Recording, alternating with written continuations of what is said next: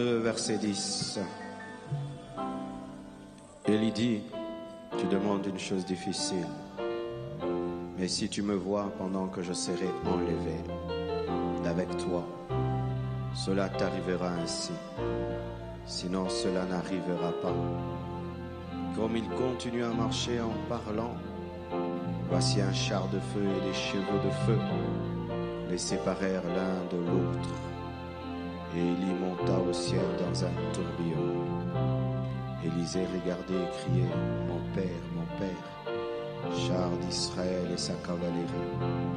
Et il ne le vit plus. Saisissant alors ses vêtements, il les déchira en deux morceaux. Et il releva le manteau qu'Élie avait laissé tomber. Puis il retourna et s'arrêta au bord du Jourdain.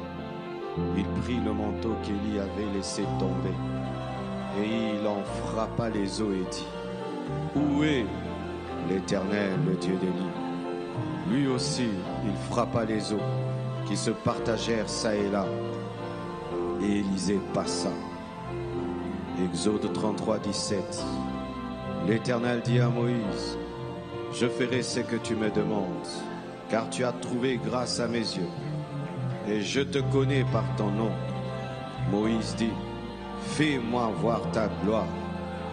L'Éternel répondit, je ferai passer devant toi toute ma bonté, et je proclamerai devant toi le nom de l'Éternel.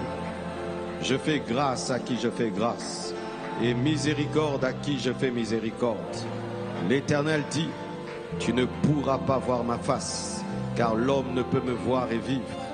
L'Éternel dit, voici un lieu près de moi, tu te tiendras sur le rocher. Quand ma gloire passera, je te mettrai dans un creux du rocher, et je te couvrirai de ma main jusqu'à ce que j'ai passé. Et lorsque je tournerai ma main, tu me verras par derrière, mais ma face ne pourra pas être vue. Marc 2, verset 4. 6 jours après, Jésus prit avec lui Pierre, Jacques et Jean. Et il les conduisit seuls à l'écart, sur une haute montagne. Il fut transfiguré devant eux, ses vêtements de verre resplendissants, et d'une telle blancheur, qu'il n'y ait pas de foulon sur la terre, qui puisse blanchir ainsi. Élie et Moïse leur apparurent, s'entretenant avec Jésus. Le prix à payer pour voir la gloire de Dieu.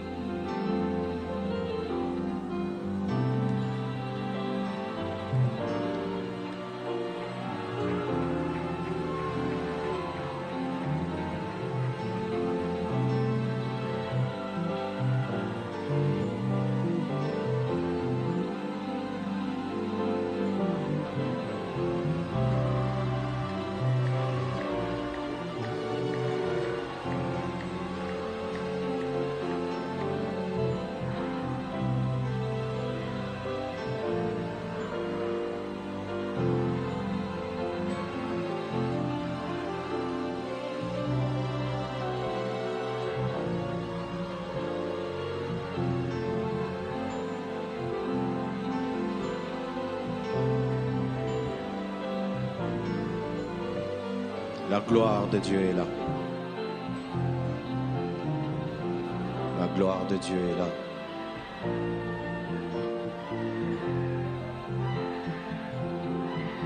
Saint-Esprit dirige toutes choses. Saint-Esprit, fais ce que tu as prévu cette nuit. Saint-Esprit, prends le contrôle de cette réunion. Saint-Esprit, non pas ce que je veux, mais ce que tu veux. Saint-Esprit.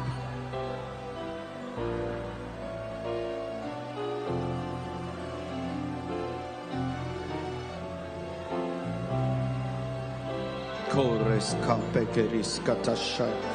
Hiskante karis kemashata yamata. Urisimante kaniria sopredeges kamare broya. Bigerizute de ashayaya. Holy Spirit. Holy Spirit. Holy Spirit. Holy, holy, holy, holy, holy, holy, Holy Spirit.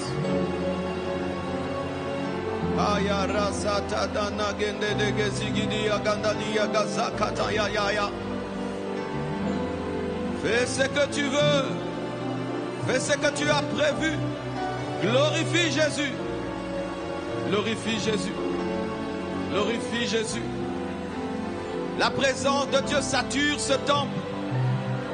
La présence de Dieu sature. Oh, que Dieu est étonnant. Il a fait au début du culte, de la prédication, ce que je voulais expliquer. Je voulais vous parler de la gloire. Et la gloire a surgi. Avant même que je n'explique les textes, le Saint-Esprit a répandu le contenu de la prédication. La gloire de Dieu.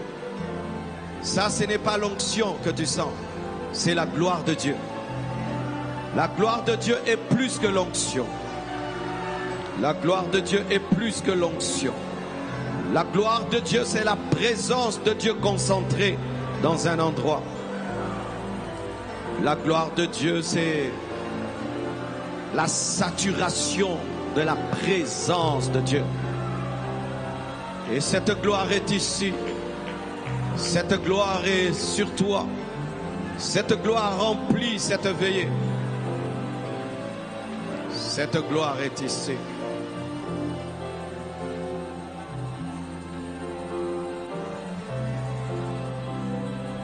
La Bible dit, Élisée désirait recevoir l'onction qui était sur Élie. Pas la gloire, mais l'onction.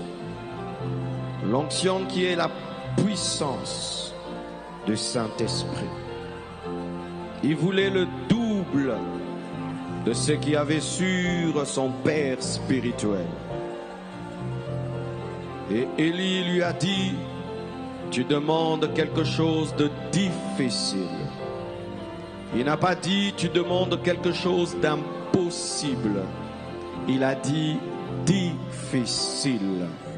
Mais si tu me vois, alors que je suis en train de monter, alors tu recevras la double portion de l'Esprit qui est sur moi. Élisée s'est fixé sur Élie. Il regardait. S'il va à gauche, il regarde à gauche. S'il va à droite, il regarde. S'il monte, il regarde. Et tout d'un coup, des chars de feu, des anges sont venus, les ont séparés. Élie a commencé à monter, afin de révéler à son père spirituel qu'il avait réussi l'examen. Il a crié, Père, Père, char d'Israël et sa cavalerie, pour dire, j'ai vu les anges t'emmener, Je t'ai vu en train de monter.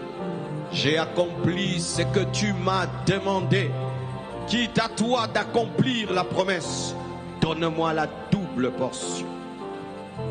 C'est alors qu'Élie jette son manteau. Mais avant de ramasser le manteau d'Élie, Élisée déchire le sien. Il refuse sa dimension. Il refuse son passé. Il refuse ce qu'il était afin d'entrer dans une autre dimension. Il déchire la première dimension pour entrer dans la seconde. Il refuse la première pour entrer dans la deuxième. Il meurt à la première pour entrer dans la seconde. Il tue la première pour vivre dans la seconde. Et il prend le manteau.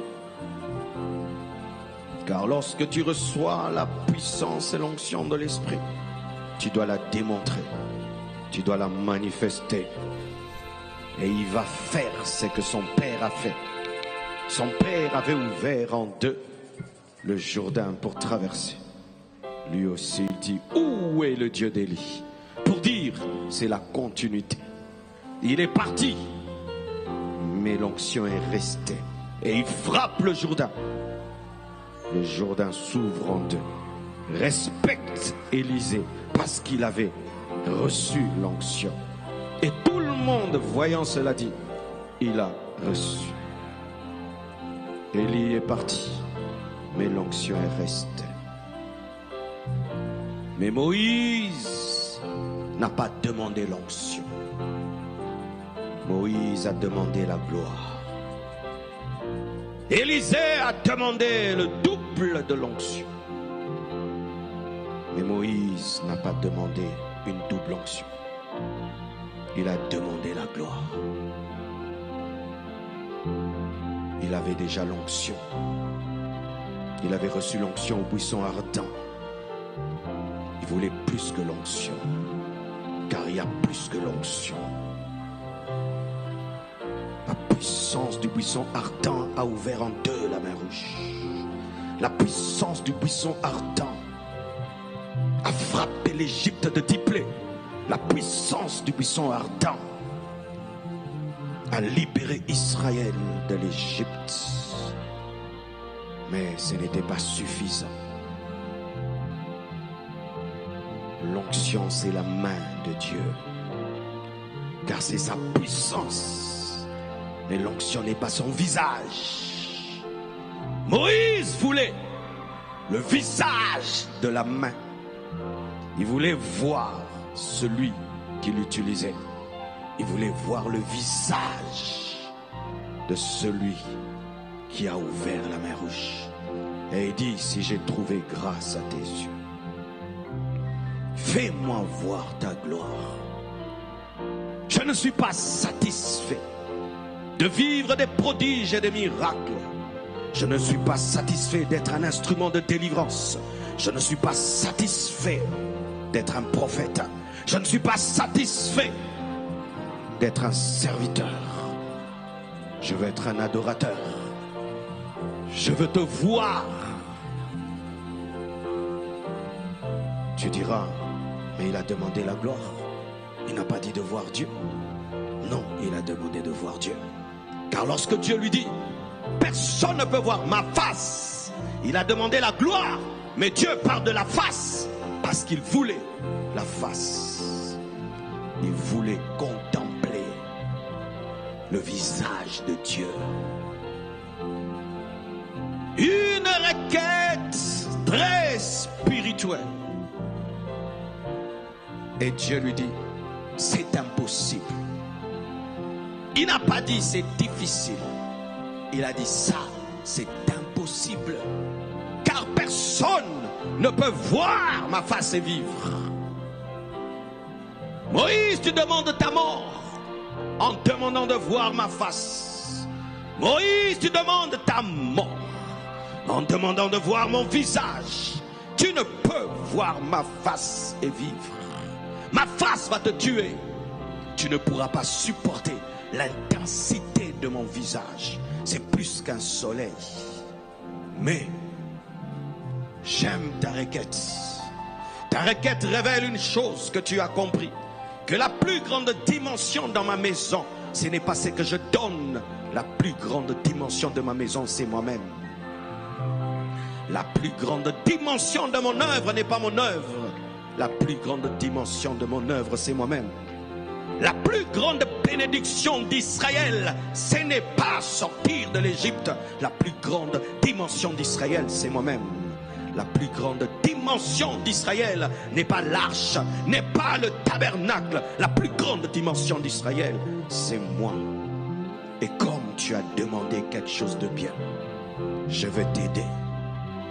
Je te placerai sur le rocher, qui est une ombre de Jésus-Christ de Nazareth. Car ce n'est qu'en Jésus-Christ de Nazareth qu'on peut voir le visage de Dieu sans mourir. Je te placerai sur ce rocher.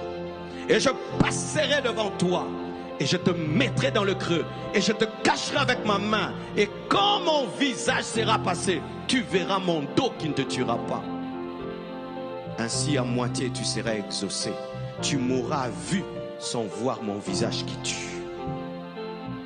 Cette prière n'a pas été totalement exaucée. Et la Bible nous dit que Dieu est venu sur la terre. Il est entré dans le ventre de Marie. Il est sorti après 9 mois. Il a grandi comme tous les enfants. À l'âge de 30 ans, il va au baptême de Jean-Baptiste. Et quand Jean-Baptiste le regarde, il dit: voici l'agneau de Dieu qui ôte les péchés du monde. Jésus-Christ va au désert. Revêtu de puissance, il sort. Il exerce son ministère. Et un jour, il va sur la montagne, appelée la montagne de la transfiguration. Là, il est rayonnant de la gloire de Dieu. Et qui voit-on à ses côtés? Élie et Moïse. Élie et Moïse. La prière de Moïse est exaucée à titre posthume, mais il a pu voir le visage car il était mort. Le prix à payer pour voir la gloire de Dieu.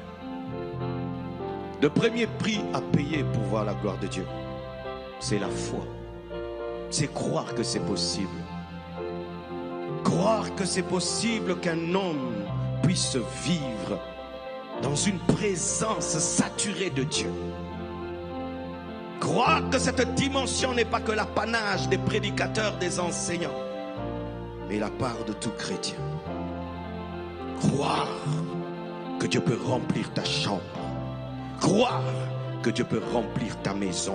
Croire que Dieu peut remplir ta vie. Croire que tu peux entrer dans une dimension d'intimité avec Dieu et Dieu t'appelle son ami.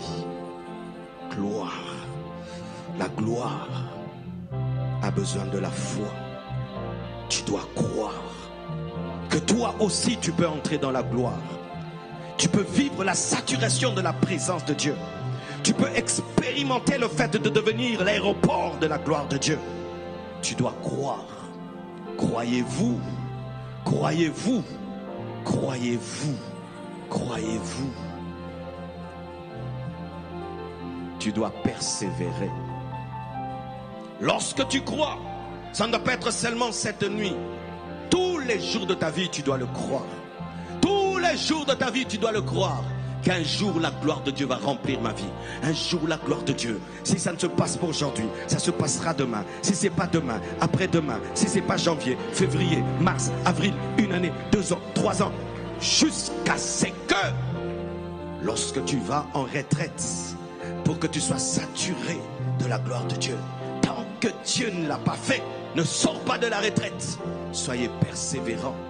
La gloire de Dieu réclame la foi. La gloire de Dieu réclame la persévérance.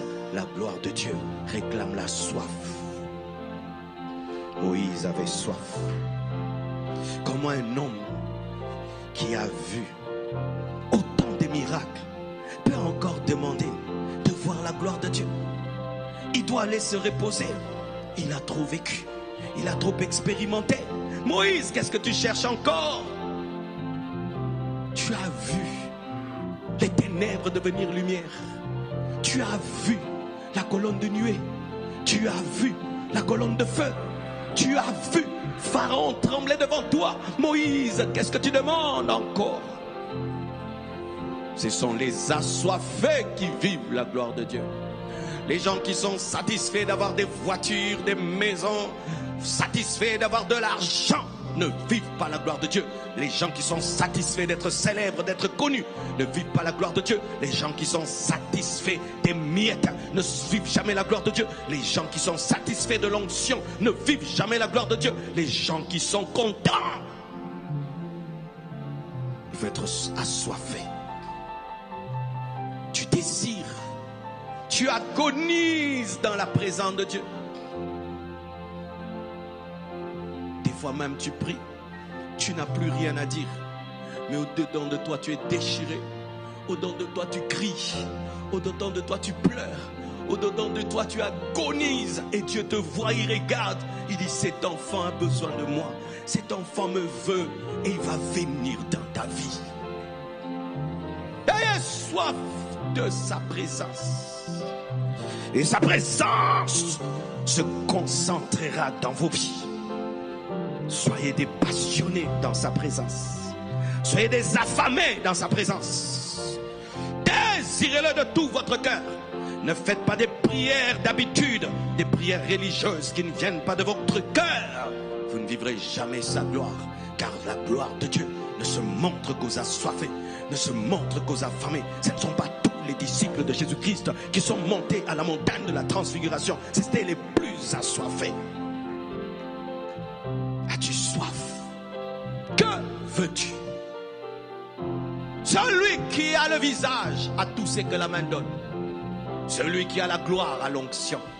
Tu ne peux pas avoir la gloire sans avoir l'onction. Tu ne peux pas avoir la gloire et tout le reste ne vient pas. Car si tu as la présence, tu as tout ce que la présence amène. Car c'est la présence qui a créé toutes choses. Un homme qui a la présence de Dieu, les portes s'ouvriront devant toi. Les démons vont fuir, les puissants des ténèbres vont fuir, la pauvreté va fuir, la malédiction va fuir, le péché va fuir.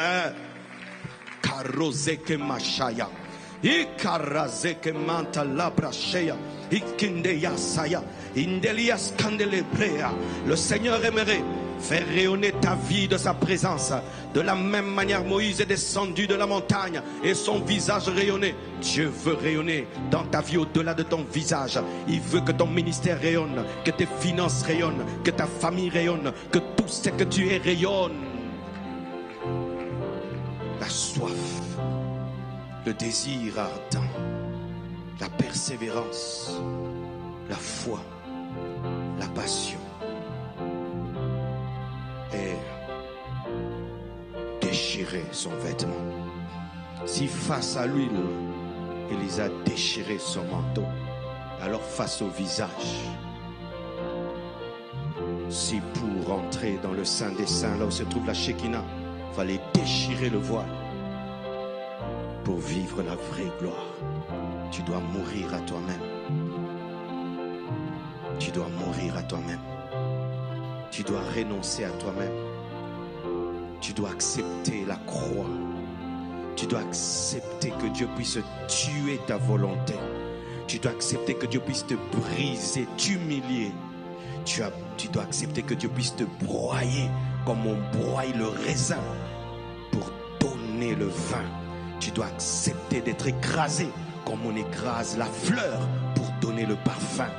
Tu as besoin d'être écrasé comme on écrase un fruit pour donner le jus. Tu dois accepter de mourir comme une graine meurt dans la terre afin de porter du fruit. Mourir. Il a dit à Moïse, personne ne peut voir ma gloire et vivre. Pour dire, si tu veux ma gloire, tu dois mourir. Car ce ne sont que les morts qui portent ma gloire. Parce que ma gloire est tellement précieuse et dangereuse que si je la donne à un vivant, le vivant va la prendre et je vais le frapper. Mourez à votre orgueil. Mourez à votre suffisance. Mourez à vos propres projets. Mourez à vos propres ambitions. Mourez à vos propres rêves. Cessez de vivre à vous-même et vivez pour lui. Et la gloire de Dieu viendra. Dieu n'investit jamais sa gloire dans des hommes vivants, dans des hommes orgueilleux, dans des hommes égoïstes, dans des hommes qui refusent d'abandonner le péché, dans des hommes rebelles, dans des hommes déloyaux, dans des hommes qui cherchent sa gloire pour eux. C'est pourquoi Dieu te brisera. C'est pourquoi des fois Dieu te fera mal. Mais mal pas pour te détruire, mal pour t'élargir, mal pour t'étirer, mal pour te sarcler avant de planter. Il te brisera, il te taillera, il te fera passer par des moments de douleur, des moments difficiles, parce qu'il veut étendre la grandeur de ton vase afin de te remplir davantage. Es-tu prêt à ton brisement? Es-tu prêt à vivre des épreuves qui vont te tailler et t'élargir? Si tu acceptes le brisement, si tu acceptes le renoncement, si tu acceptes la mort à toi-même, si tu acceptes de mourir à ton ego, c'est alors que Dieu lui-même verra qu'enfin il est mort à lui-même. Je peux lui donner la gloire et il va rester humble. Je peux lui donner ma gloire, il ne va pas la voler. Je peux lui donner la gloire, il ne va pas se trouver extraordinaire. Je peux lui donner la gloire, il va me la rendre. Les 24 vieillards donnent toujours leur gloire et Dieu rend la gloire. Il jette le couronne et on donne une autre couronne, car celui qui jette une couronne aura toujours une couronne. Et tu jettes, il donne une autre, et tu jettes, tu donnes une autre, il jette, il donne une autre. Dieu veut amener sa gloire dans ta vie, mais tu dois mourir. Tu dois mourir à toi-même. Tu dois accepter son école. Si tu acceptes son école, alors tu vivras sa gloire.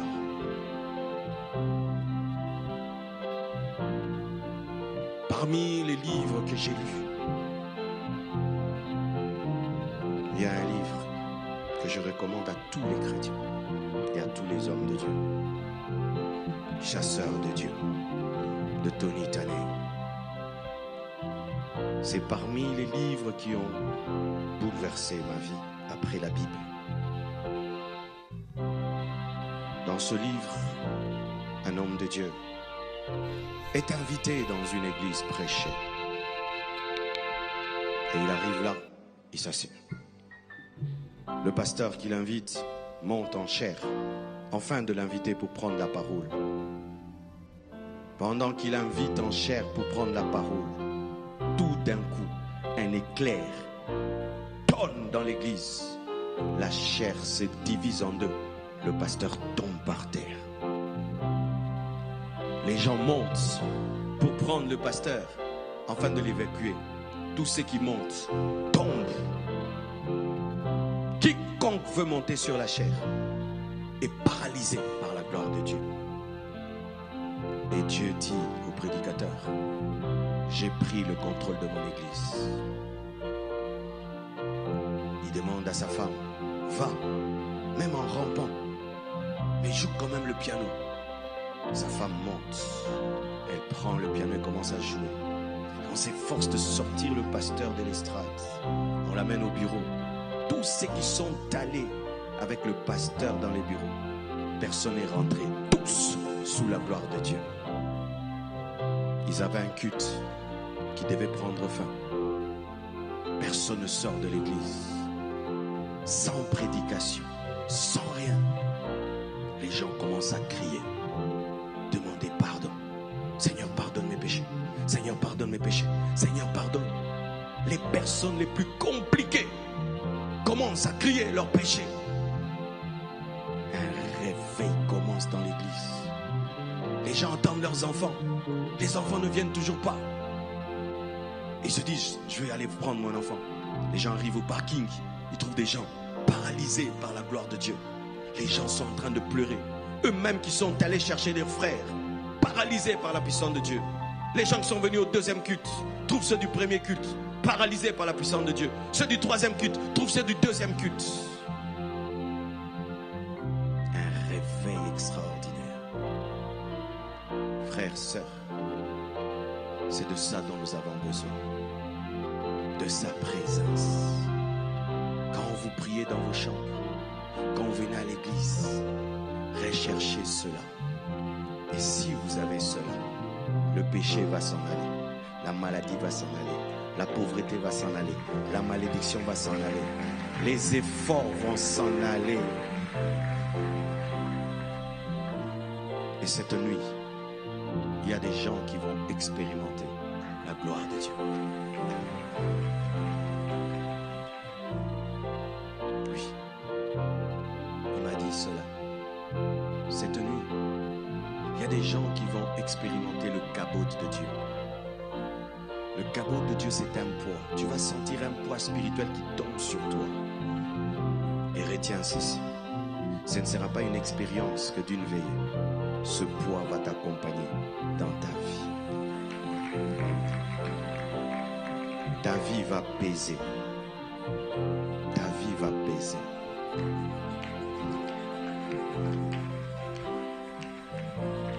Tu vas devenir lourd de la présence de Dieu. Tu arriveras dans un endroit, tu es seul. On sent comme si vous êtes nombreux.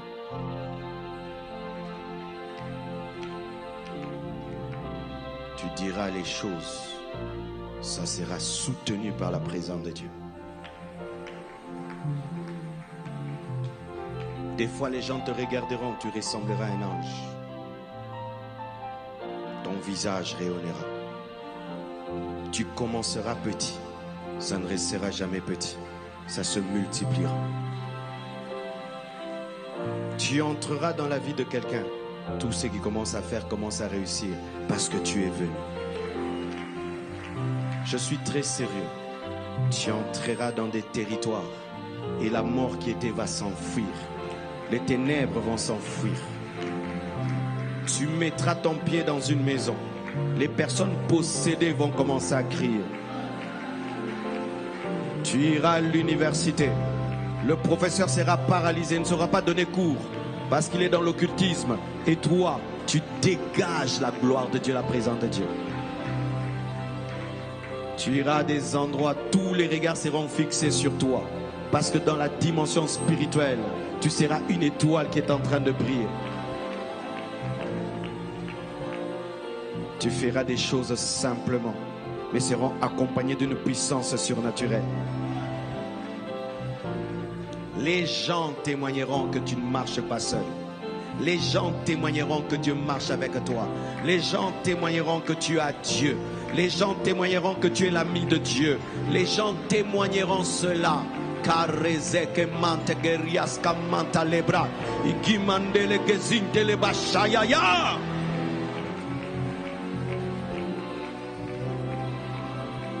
Tu ne prieras pas pour entrer dans la présence de Dieu parce que tu vivras dans la présence de Dieu. Il n'y aura plus dans ta vie entrer dans la présence de Dieu et sortir de la présence de Dieu parce que tu es dans la présence de Dieu. Même après avoir dit Amen, tu continueras à être dans la présence de Dieu. La fin de la prière ne sera pas la fin de la présence. La fin de la prière ne sera pas la fin de la présence. Tu arrêteras de prier, mais tu continueras à vivre dans la présence. Car Dieu sera ton ami. Dieu sera ton ami. Dieu sera ton ami. Dieu sera ton ami. Dieu sera ton ami. Tu désireras et il te donnera. Tu penseras et il te donnera. Tu connaîtras Dieu personnellement.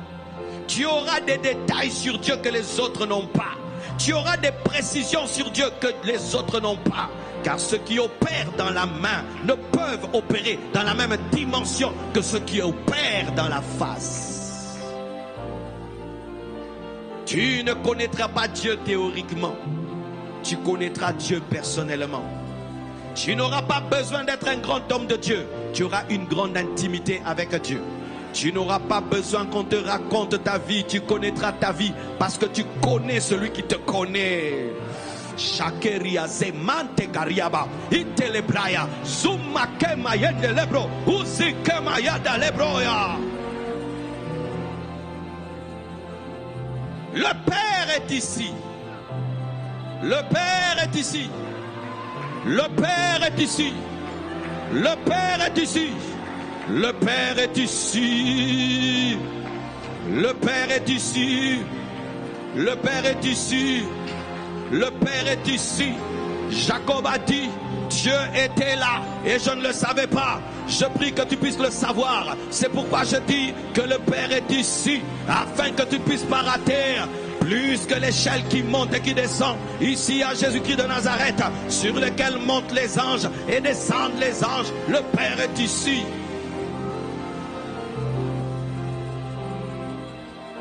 Le Père est ici. Là où il y a le Père, il y a l'amour. Là où il y a le Père, il y a la grâce. Là où il y a le Père, il y a la bénédiction. Là où il y a le Père, il y a la guérison. Là où il y a le Père, il y a la sanctification. Le Père est ici. Moïse, tu me verras. Et tu me verras au travers de Jésus. Et nous avons Jésus. Nous n'avons pas peur de sa face, car son sang nous couvre. Et je peux demander aujourd'hui, montre-moi ta face, sans avoir peur de mourir, parce que j'ai l'isolant Jésus, qui me permet de voir sans mourir, car Jésus est déjà mort pour que je voie. Il a plus que ce que tu lui demandes à te donner. Il a lui-même à te donner. Dieu veut devenir ton cadeau. Dieu veut devenir ton cadeau. Dieu veut devenir ta richesse. Dieu veut devenir ton trésor. Si tu viens chez moi, tu vois ma voiture. Tu n'as pas vu la plus grande dimension de ma maison. Si tu viens chez moi, tu vois mes enfants. Tu n'as pas encore vu la plus grande dimension de ma maison. Si tu viens chez moi, tu vois mon jardin. Tu n'as pas vu la plus grande dimension de ma maison. Si tu viens chez moi, tu vois mes chaises. Tu n'as pas vu la plus grande dimension de ma maison. Mais si tu me vois, tu as vu la plus grande dimension de ma maison. Parce que c'est moi qui rend importante ma maison. Et si tu viens en Dieu, tu ne vis pas Dieu, tu n'as rien vécu. Aujourd'hui, Dieu veut se donner à toi. Il veut entrer dans ta vie. Il veut t'accompagner à l'université. Il veut t'accompagner à l'école. Il veut t'accompagner au travail. Il veut t'accompagner dans ton ministère. Il veut t'accompagner dans tes luttes et dans tes combats. Il veut entrer dans tes guerres. Il veut entrer dans tes défis. Il veut entrer. Ouvre-lui la porte.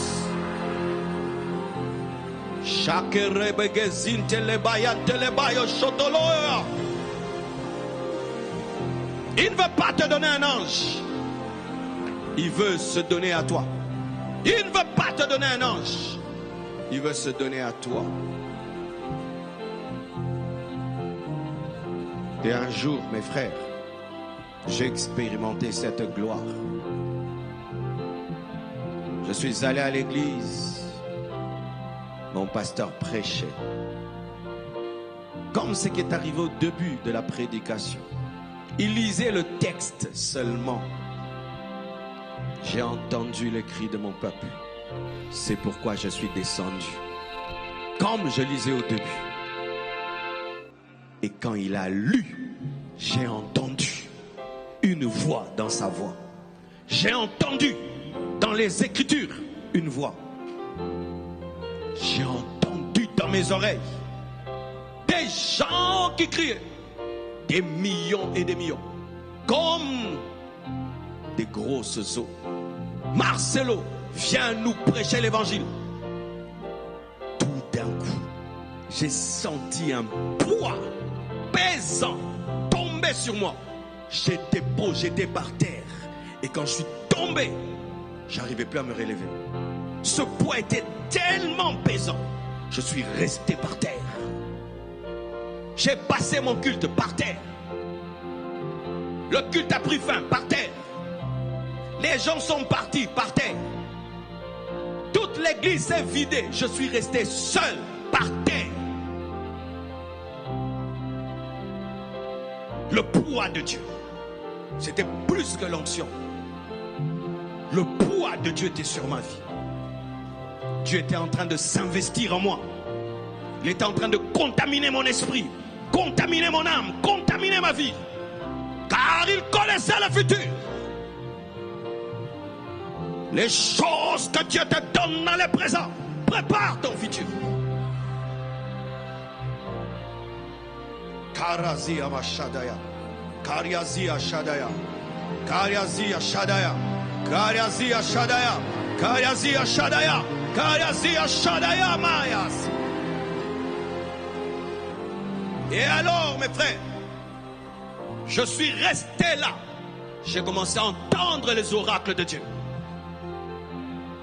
Je prie que le Dieu qui vient parle. Car s'il vient, il vient avec une bouche. S'il vient, il vient avec une bouche. Je prie que Dieu te donne des oracles, des oracles, des oracles, des oracles. Oui, Dieu parle. Dieu existe, Dieu parle. Dieu existe, Dieu parle. Celui qui a créé la bouche parle.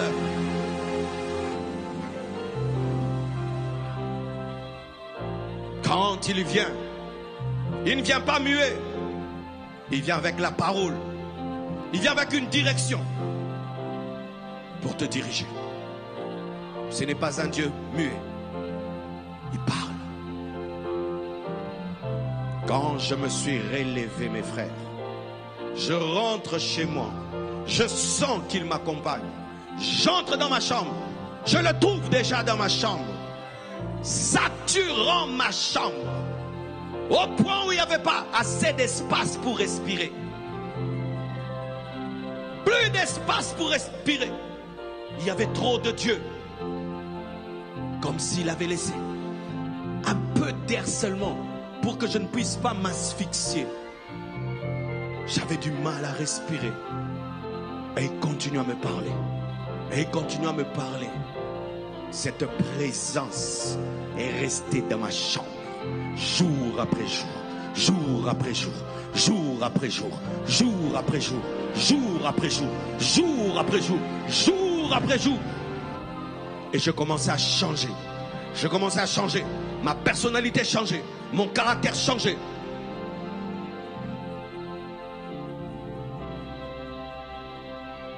C'est dans cette présence que j'ai reçu la vision de la compassion. C'est dans cette présence que j'ai reçu les prophéties sur mon futur. C'est dans cette présence que j'ai reçu tout ce que j'ai ici jusqu'à aujourd'hui.